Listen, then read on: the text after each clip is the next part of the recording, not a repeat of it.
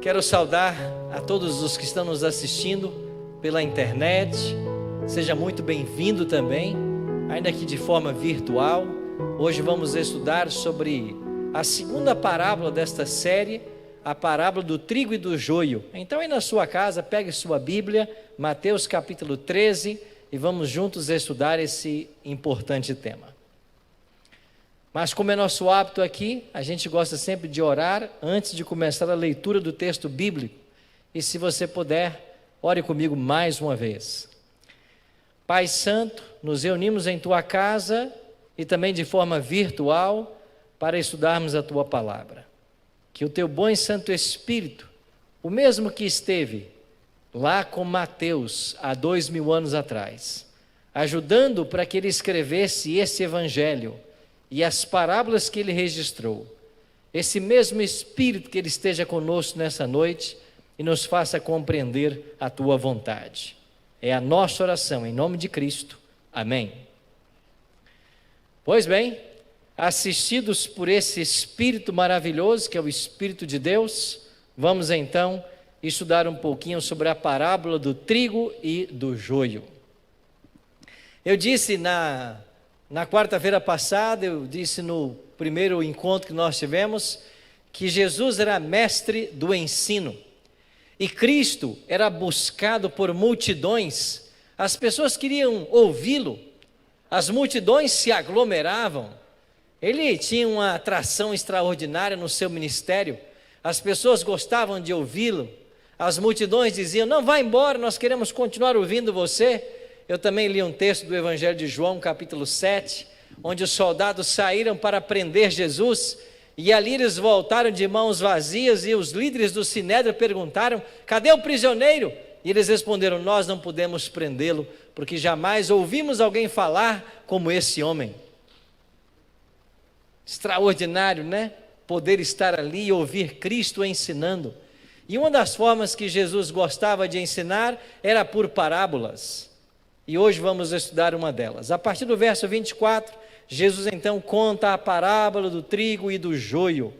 Eu disse também, no nosso primeiro encontro dessa série, de que Jesus usava os elementos conhecidos para as pessoas. E as pessoas, na sua maioria, ou eram agricultores, ou eram pescadores. Eram poucas as opções de profissões nos dias de Cristo. E grande parte entendia muito bem o que era o trigo, o que era o joio, o que era a semeadura, a colheita. Se Jesus vivesse em nossos dias, ele usaria outras figuras de linguagem. Ele falaria sobre automóveis, falaria sobre internet, falaria sobre telefones, sobre videoconferências. Ele usava a linguagem que o povo entendia. Então os elementos dessa história eram elementos conhecidos. E por detrás desta parábola há uma lição especial. Aliás, cada parábola tinha vários ensinamentos, mas todas elas objetivavam dar uma lição, um ensinamento em especial. E qual é o ensino básico da parábola do trigo e do joio? Porque existe o mal. Então essa história foi contada para responder a esta pergunta: por que existe o mal? Vamos então pensar um pouquinho nisso. Comecemos então aqui no capítulo 13, a partir do verso 24. Outra parábola lhes propôs Jesus, dizendo: o reino dos céus é semelhante ao homem que semeou boa semente no seu campo. Mas, enquanto os homens dormiam, veio o inimigo dele, semeou joio no meio do trigo e retirou-se. Quando, porém, a erva cresceu e começou a espigar, então apareceu também o joio. Chegaram, pois, os servos do proprietário e disseram-lhe: Senhor, não semeaste no teu campo boa semente? De onde, pois, vem o joio? Respondeu-lhes: algum inimigo é que fez isso. E os servos lhe disseram: queres, pois, que vamos arrancá-lo? Ele, porém, lhes disse: não, para que ao colher o joio, não arranqueis com ele também o trigo. Deixai crescer ambos juntos até a ceifa, até a colheita. E por ocasião da ceifa, da colheita, direi aos ceifeiros: ajuntai primeiro o joio e atai-o em molhos para o queimar. O trigo, porém, recolhei-o no meu celeiro. Aí estava a história contada por Jesus. E enquanto Jesus contava a história e falava de todos os elementos da história, as multidões ouviam atentamente. Mas o que é que ele queria ensinar com essa história? Nós sabemos o que significa a semeadura, sabemos o que significa o trigo, o joio. Nós entendemos que os inimigos, quando querem prejudicar outras pessoas, eles misturam sementes. Mas o que ele quer ensinar com isso? Você consegue entender tudo que a parábola ensina? Bom, se você não consegue entender tudo como eu, nós estamos iguais aos discípulos. Porque os discípulos também não entenderam. E eles não entenderam quais os símbolos apresentados na parábola. O que representaria então aquele que semeia, a semente, o que representaria o solo, o trigo, o joio, os ceifeiros, vários elementos. Então depois, quando eles chegaram em casa, os discípulos se aproximaram dele e disseram assim: Senhor, explica-nos a parábola do joio no campo. O Senhor contou a história, mas nós não entendemos muitas coisas. O Senhor pode nos explicar agora? Então, lá em casa, em particular, Jesus começou a desvendar para os discípulos o maravilhoso ensino da parábola do trigo e do joio.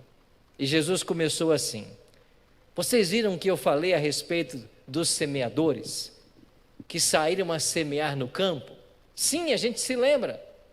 Então Jesus disse: o que semeia a boa semente é o Filho do Homem. E essa expressão Filho do Homem é uma expressão usada nos evangelhos para o próprio Cristo. Então ele estava dizendo, em outras palavras: eu sou aquele que veio semear a boa semente. Então aquele que sai a semear no campo sou eu. E eu vim ao mundo, eu deixei o céu para vir semear a boa semente. E eles então começaram a entender. Então o campo é o nosso mundo? Sim, o campo é o mundo, mas não é apenas o mundo. É verdade que esse planeta Terra é o campo onde Cristo semeou, mas num sentido mais restrito, quando o Espírito de Deus saiu para fazer o trabalho, operar no coração dos homens, é na igreja que as pessoas se reúnem para crescer e amadurecer para o celeiro. A semente foi semeada no mundo, mas nos corações que a semente brotou, o processo de crescimento e maturação acontece dentro da igreja. Então algumas pessoas por aí criticam a igreja. Inclusive nós temos um forte movimento hoje chamado os sem igreja. Pessoas que querem Cristo, mas não querem igreja. Pessoas que não gostam de igreja. Pessoas que falam mal da igreja.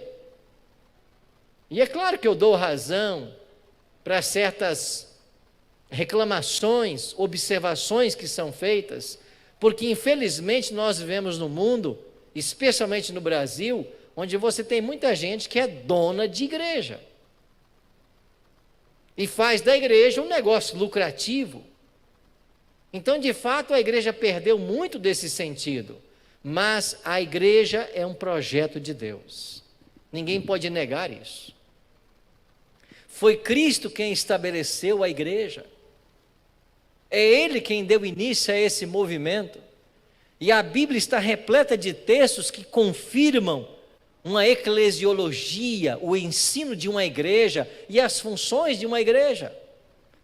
É verdade que tem gente que se sente dono de igreja e até criou igreja e vive à custa da fé de muitas pessoas.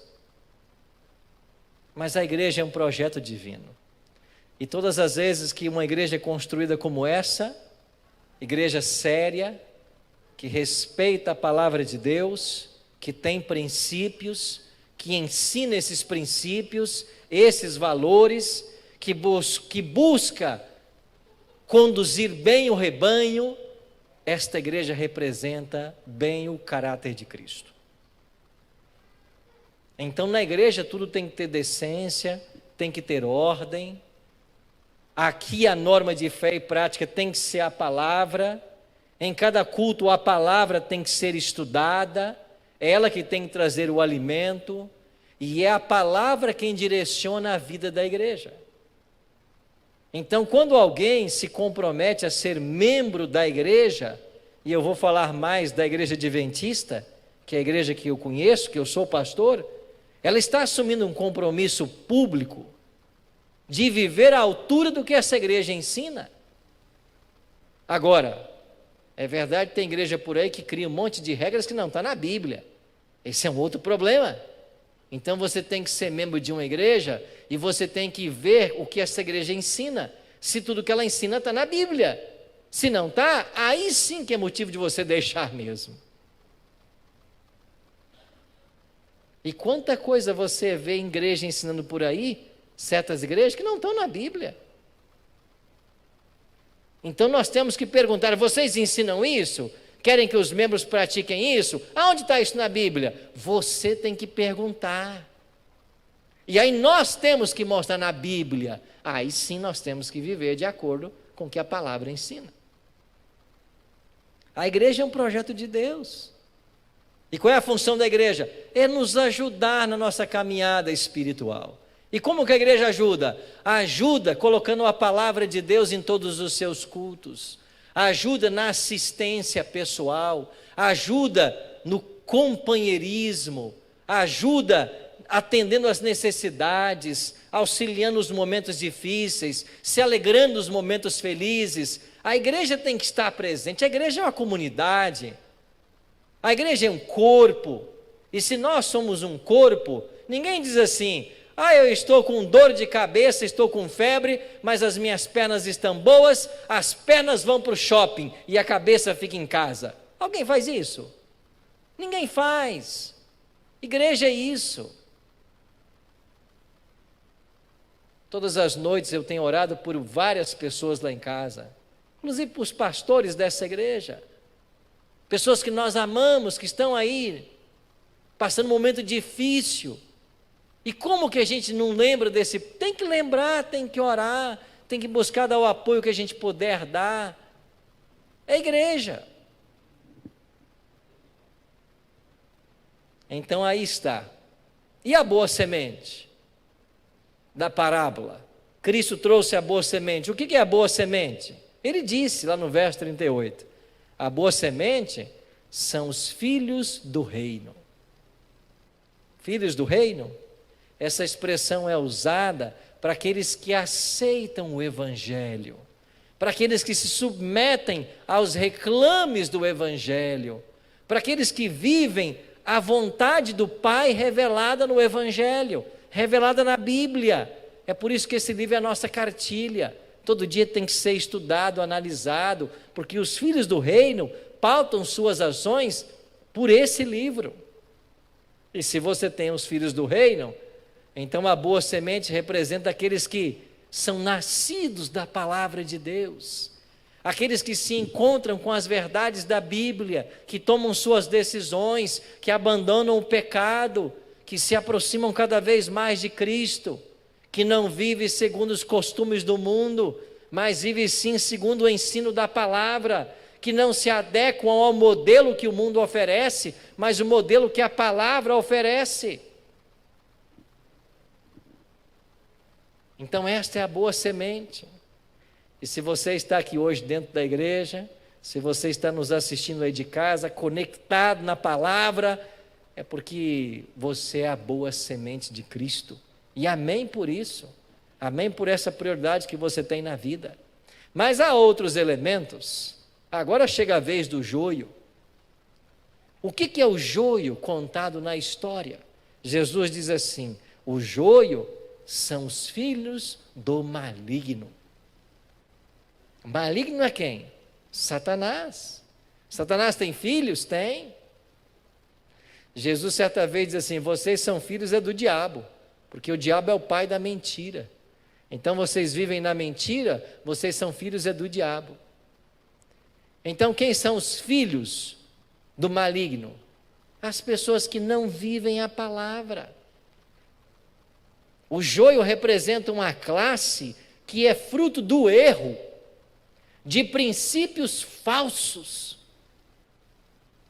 São pessoas que não acreditam na Bíblia, mas acreditam em falsos princípios, falsas doutrinas. Acreditam em outras coisas, menos nas verdades da palavra de Deus.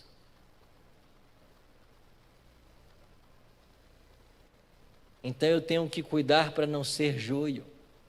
Eu tenho que crer na verdade. Os meus princípios devem ser verdadeiros. Bom, eu vou me adiantar que tem muita coisa. O inimigo ficou claro para você então, né? Se os joios são os filhos do inimigo, o inimigo quem é? É o diabo que semeou o joio. Mas se o campo é a terra e também a igreja, então aonde que o diabo introduziu os seus filhos? Na igreja. Aonde está o joio? Na igreja. Então nós vamos conviver até que Jesus volte, trigo e joio dentro da igreja. Então se você por acaso ouvir por aí alguém dizer assim: eu nunca mais piso nessa igreja, porque lá o irmão tal faz isso e a irmã tal faz aquilo. Você tem que aprender com a parábola, que não tem como escapar disso. Eu nunca mais vou nessa igreja, porque essa igreja tem muita gente que é fofoqueira. Mas Jesus disse que o joio estaria na igreja. Então se você chegar numa igreja onde não tiver nenhum joio, Jesus contou mentira. Não existe isso. Eu vou procurar uma igreja onde ela está cheia de santo. Vai morrer procurando. Toda igreja está cheia de trigo e cheia de joio. Eles vão conviver até a ceifa. Então o inimigo é o diabo que pega os seus filhos e coloca dentro da igreja. E eles vão estar juntos até quando? Jesus falou até a ceifa. O que é a ceifa? Mateus 13:39. É a consumação do século. O que quer dizer consumação do século? É uma expressão que Jesus usa para a volta dele. Quando ele voltar, haverá consumação de todos os tempos. É o maior evento da história. É o evento que vai dar fim ao pecado. Ele chama isso de consumação dos séculos. E quem são os ceifeiros? Quem são os ceifeiros que vão sair para colher a boa semente? Jesus disse: os ceifeiros são os anjos. Os anjos serão ceifeiros. Por que eles serão ceifeiros? Porque quando Cristo voltar, todos os anjos virão com ele. E qual será a missão especial dos anjos? Cristo ensinou. E ele disse que ele vai enviar os anjos aos 4 cantos da terra para reunirem os seus escolhidos. Escolhidos que foram separados pela morte, pela distância. Escolhidos que foram separados, agora os anjos vão reuni-los. E eles em família serão levados para o encontro do Senhor nos ares. Isso quer dizer que a ceifa, a colheita, é a volta de Jesus. Abra sua Bíblia em Apocalipse, aí eu não podia deixar de dar esse texto para você, lá no capítulo 14 de Apocalipse. Eu gosto demais desse texto. Apocalipse capítulo 14, dê uma olhadinha comigo agora no versículo 14. Apocalipse 14, 14. Aí diz o quê? Na sua Bíblia, na minha diz assim: a ceifa. E assim diz: olhei, e eis uma nuvem branca, e sentado sobre a nuvem, um semelhante a filho do homem, tendo na cabeça uma coroa de ouro, e na mão o quê?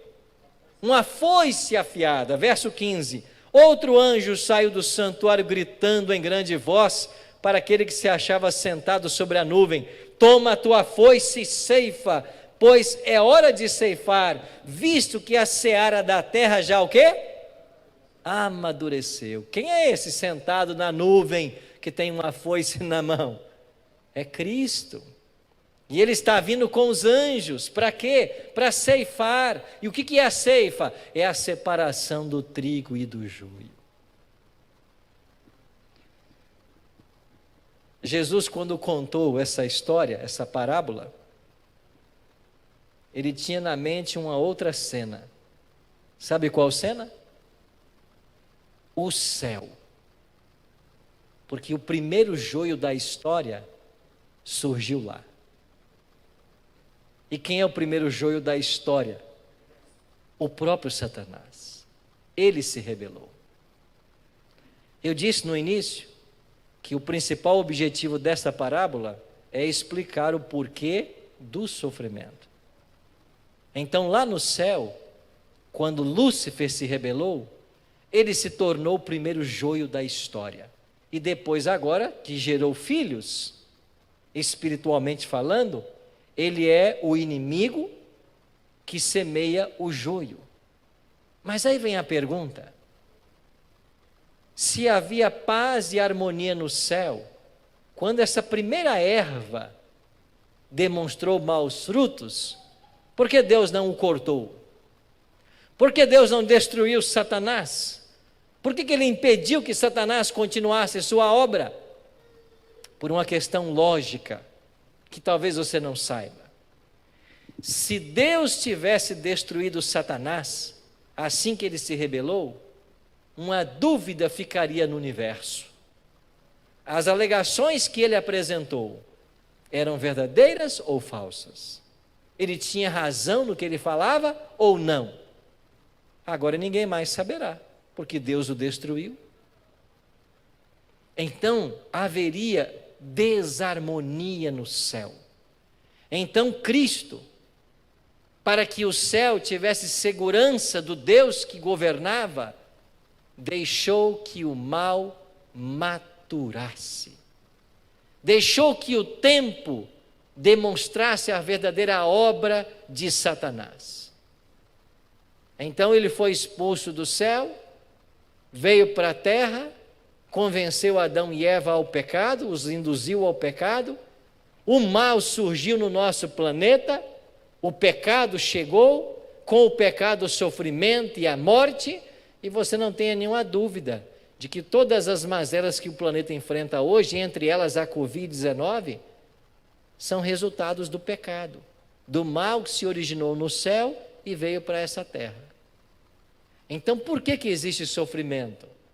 É porque existem dois poderes antagônicos lutando pela supremacia do universo e do coração humano.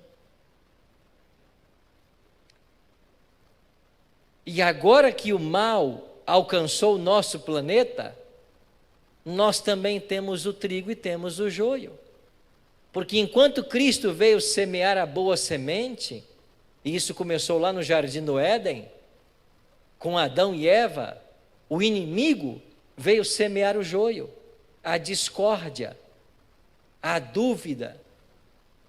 E isso é trazido para dentro do ambiente da igreja. Agora, quando a gente estuda um pouquinho do trigo e do joio, a gente descobre que as hastes são muito parecidas. E estas hastes, elas são parecidas especialmente quando elas estão novas. Quando elas ainda estão verdes, é muito difícil distinguir uma da outra. Então hoje alguns poderiam pensar, como pensaram os servos daquela época: vamos arrancar o joio que o inimigo semeou.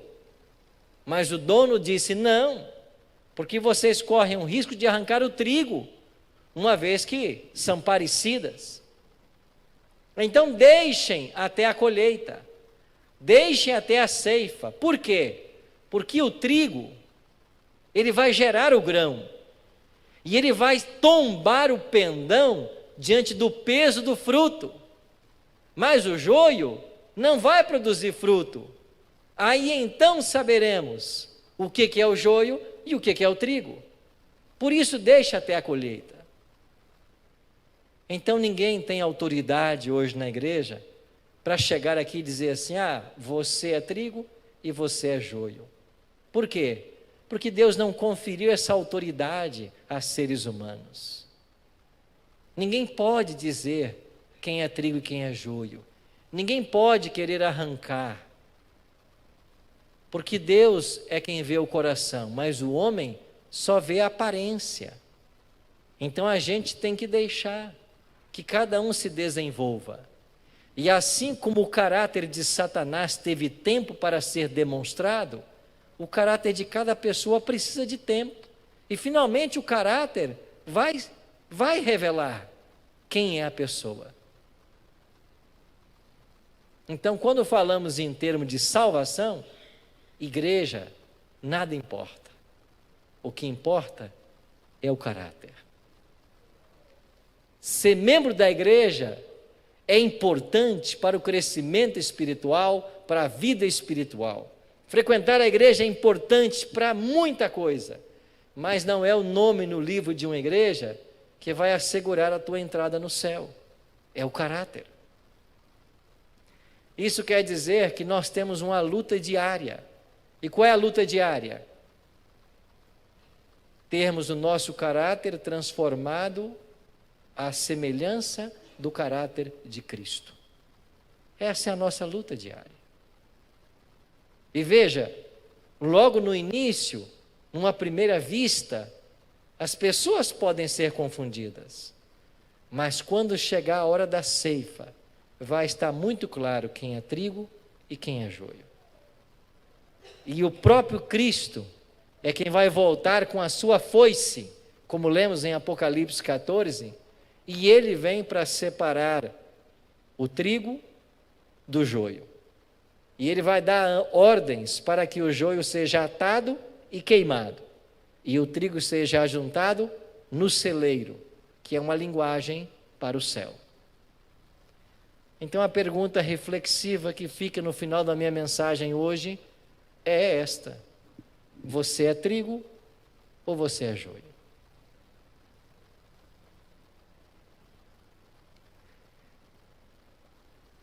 A igreja primitiva foi considerada a igreja do cavalo branco, a igreja vitoriosa, por causa da sua pureza.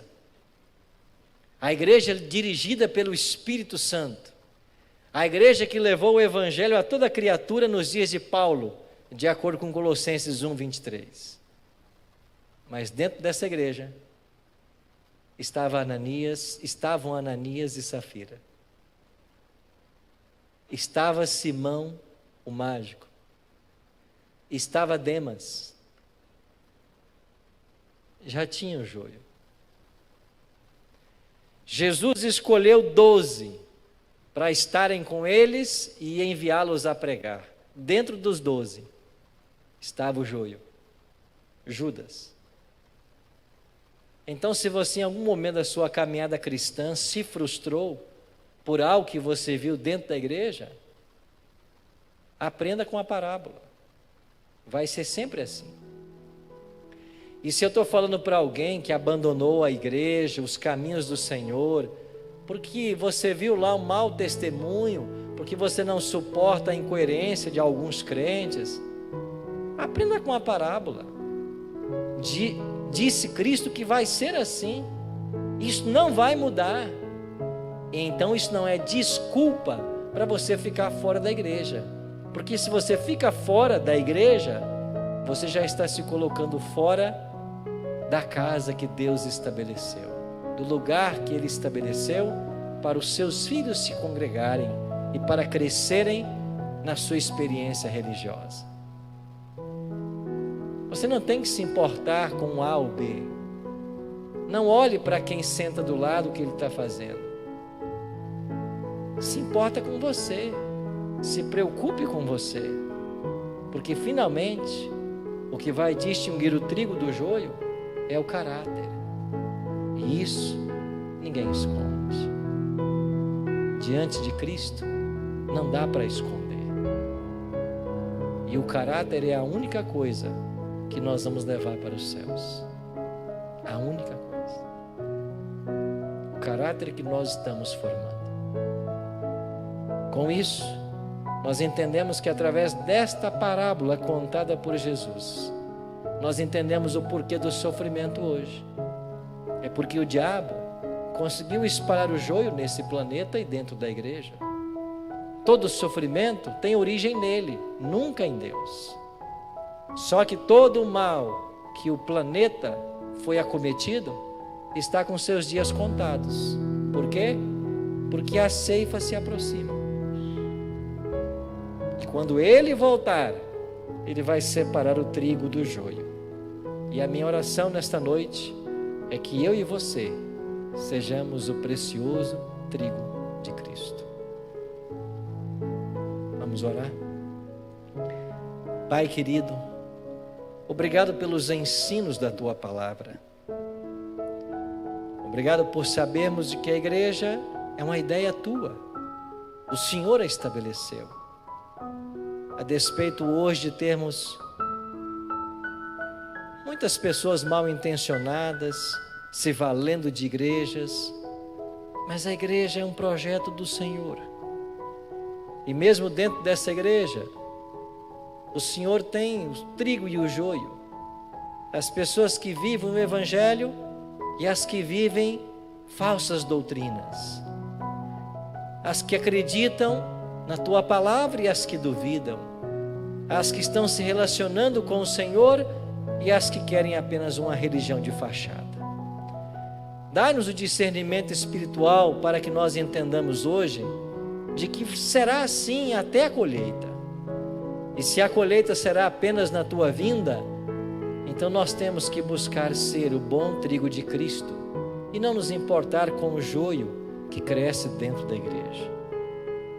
Pai, nos ajuda hoje a termos esta visão clara e que o Teu Espírito nos ajude em nosso preparo para os céus. É a nossa oração, em nome de Jesus.